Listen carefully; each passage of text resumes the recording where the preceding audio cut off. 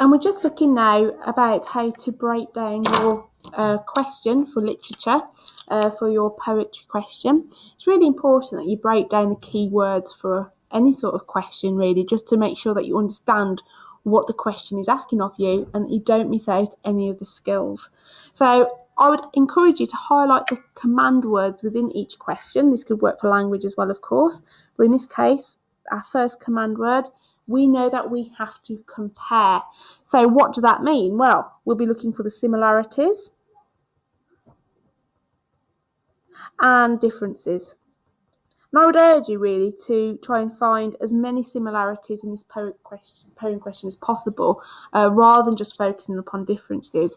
But differences are perfectly valid to comment upon, and as long as you are clearly making the links between the two poems, you will get credit for that. The little part of this question that most pupils overlook, and I think it's absolutely essential and is really the key at understanding what it is it's asking you to do. Notice you're not just comparing the poems and the content of the poems and what they're talking about. It says that you must compare the ways in which. So what does that mean? Well, we're talking about methods, aren't we? So we're talking about things like structured techniques. So have they used a structural device in a particular way? You might be looking for a language technique, such as simile, metaphor, personification, alliteration, whatever that might be. Or you could just simply look at word choices or patterning. So you're not so much comparing the content, you are comparing the ways in which both authors, both poets have used language or structure, their methods. And I think that's really important to understand. And you could start off by thinking, do both poets use a metaphor? Did both poets use structure? Did both poets use personification or figurative language, if you wanted more of an umbrella term for that? But that's really where your focus of your paragraphs should be. If we carry on having a look then at this question, this part of the question always stays the same. This is the stem of the question, and so will this final part. Choose one other poem from Power and Conflict. That's your stem. It never changes. So you can go into the exam knowing already what half the question is going to be.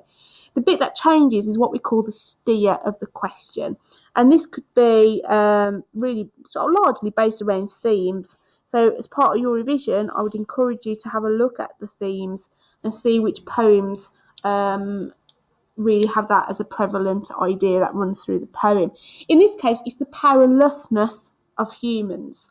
And they name the one poem for you, and this is the poem that will be printed. In this case, it's Ozymandias by Shelley. And then we'd have to choose just one other poem from the section of Power and Conflict.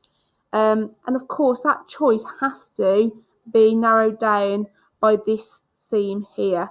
So this is going to be the steer, and this is the bit that changes. So you'll need to really consider that carefully. Which other poems show, in this case, the powerlessness of humans? So any of those poems that have some sort of criticism over how humans aren't powerful, maybe anything where nature is perhaps more powerful, as well as trying to think, of course, which other poems link to Ozymandias in terms of technique. So for me, the powerless of humans, I'd be thinking, well, maybe exposure, because we have the men are defenceless against nature. They have no power to get out of their situation. They have no power to fight back. We could be thinking of Storm of the Island, of course. Here, the humans start off thinking they're powerful, but by the end of the poem, it's very obvious that actually it's nature that outwits them. It's nature that is far more powerful than them. And you may have other poems that come to mind, but for me, these two that perhaps I would focus upon. And because Ozymandias is from the Romantic period, because it does regard nature as far more powerful than humans as its main sort of theme, I would definitely then go with Storm on the Island as my choice. And of course, they also share a number of techniques. They both use structure in a particular way. We both have got some figurative language there, symbolic language, and that is something that I would talk about. One final point to remember, of course, is how many marks this is worth. That gives you an indication of how much you need to write, gives you an indication of time. So I'll be spending 45 minutes on this question, and I'll be aiming to make 3 to 4 detailed comparisons. I would also spend, because it's an extended response planning time, I'd have at least 5 minutes to plan my answer. So that's 35 minutes really writing altogether by the time you've had 5 minutes at the end just to check your answer through.